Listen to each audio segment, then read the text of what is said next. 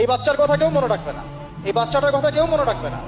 3 মাস পরে, 6 মাস পরে, 1 বছর পরে আরো নতুন ইস্যু আসবে, আরো নতুন পাপ হবে, আরো বড় বড় ঘটনা ঘটবে।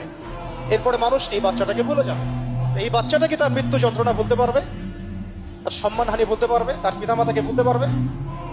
এখন প্রশ্ন হচ্ছে, তার পিতাকেও যদি আমরা জিজ্ঞাসা করি, ইসলামে রেপের শাস্তি হচ্ছে মৃত্যুদণ্ড, আর ব্যভিচারের শাস্তি হচ্ছে অর্ধেক কোমর পর্যন্ত পুঁতে পাথর নিক্ষেপ করে হত্যা করা। এবং বিবাহিত ব্যক্তি হলে এই শাস্তি, অবিবাহিত হলে 100 বেত্রাঘাত, 1 বছরের নির্বাসন এবং সমাজ থেকে বয়কট করা। আর ধর্ষণ হলে সরাসরি মৃত্যুদণ্ড। 3 মাস সময় লাগার কথা না, 3 দিনের মধ্যেই করা সম্ভব।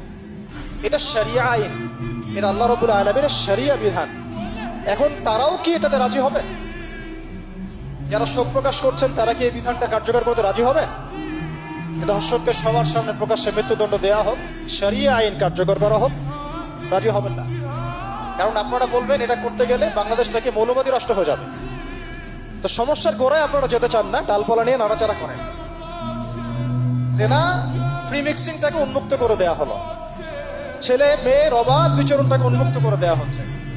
একটা চরম ক্ষুধার্ত মানুষদের সামনে যদি আপনি খাবারকে উন্মুক্ত করে রাখেন, এরপরে যদি কেউ জোর করে খাবার খেয়েও ফেলে, শুধু কি আপনি খাদকের দোষ দিবেন?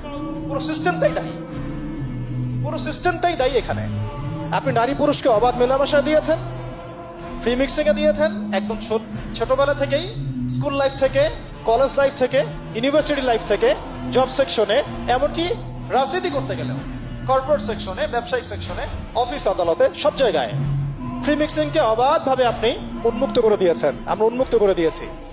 এর উপরে ছড়িয়ে দিয়েছি পর্নোগ্রাফি। পর্নোগ্রাফি সবার ফোনে ফোনে। পর্নোগ্রাফি দেখতে থাকলে একটা মানুষ বাচ্চাকে না, কয়েকদিন পরে পশুর সাথেও জেনা করতে পারে। যদি সামনে দেখেন যে মানুষ পশুর সাথে জেনা করেছে, আপনারা অবাক হতে পারেন, আমি অবাক হব না। কারণ পর্নোগ্রাফি মানুষকে পশুর সাথেও জেনা করতে শেখাবে। বাচ্চা তো কিছুই না।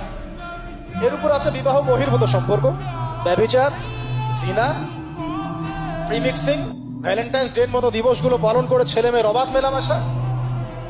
আর এই জেনাগুলোকে আমরা বলছি গাছে আসার গল্প, যেখানে ওর উপরে 100 বেত্রাঘাতের শাস্তি অলরেডি মজুদ হয়ে গেছে। আর কতগুলো যে জেনা হয়েছে এটা তো আল্লাহ পাক ভালো জানে। একটা দুইটা তো করে নাই, একটার পর একটা চেঞ্জ করেছে। বিবাহিত ব্যক্তি পর্যন্ত অন্যের স্ত্রীর সাথে জেনা করেছে। আর এটা তো ধর্ম তো অনেক বড় বিষয়, ধর্ম তো অনেক বড় বিষয়। এটা তো একটা মানবতা বিরোধী অপরাধ, এটা তো একটা মানবতা বিরোধী অপরাধ। এখন সমস্যা কি এককেন্দ্রিক? এটা বহুমুখী সমস্যা। ফ্রি মিক্সিং রেখেছেন, পর্ন চালু করে